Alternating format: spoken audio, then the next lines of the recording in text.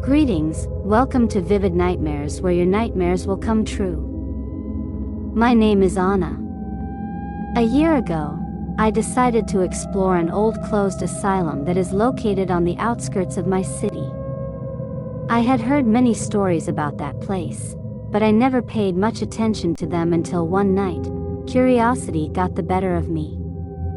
What I found there continues to haunt me to this day. It was a cold, moonless night. The structure of the asylum stood before me like a gigantic shadow in the darkness. Its facade was covered in moss and vines, and the broken windows looked like empty eyes watching me. I entered through a side door that was barely ajar, the creaking of the hinges echoing in the silence of the night. The interior was completely deserted and the air had a rancid smell of mold and abandonment. I walked through the corridors, whose walls were full of graffiti and disturbing messages. As I progressed, the atmosphere became more and more oppressive. My flashlight barely shone a few feet in front of me, and the shadows seemed to move around me.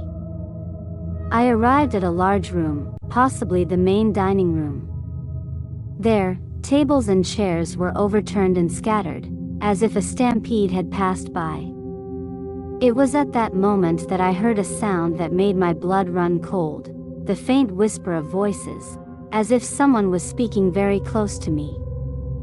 My heart started beating faster, but I tried to stay calm and kept going. Suddenly, my flashlight started flashing. As I tried to fix it, a loud bang echoed behind me.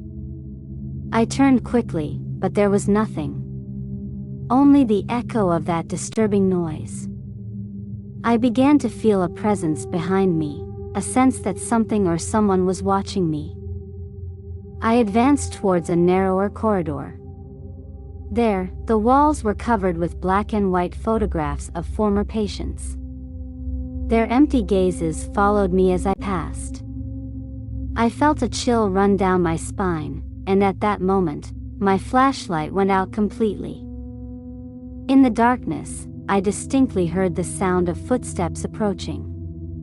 My breathing became erratic and, in a desperate attempt, I hit my flashlight until it came back on.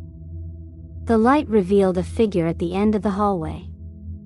I couldn't make out his face, but his silhouette was clearly outlined against the wall. I drew back slowly, without taking my eyes off that figure. Suddenly, voices began to resonate again, this time louder, filling the hall. Without thinking twice, I ran back the way I had come, without stopping until I left the building. Outside, the cold night air hit me hard, but I was relieved to be away from that cursed place. Since that night, I have recurring nightmares. In them, I'm always in that corridor, and the figure gets closer and closer.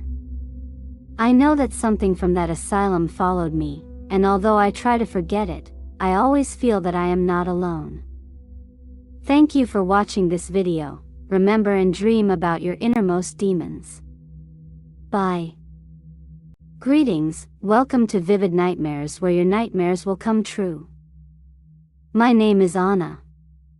A year ago, I decided to explore an old closed asylum that is located on the outskirts of my city. I had heard many stories about that place, but I never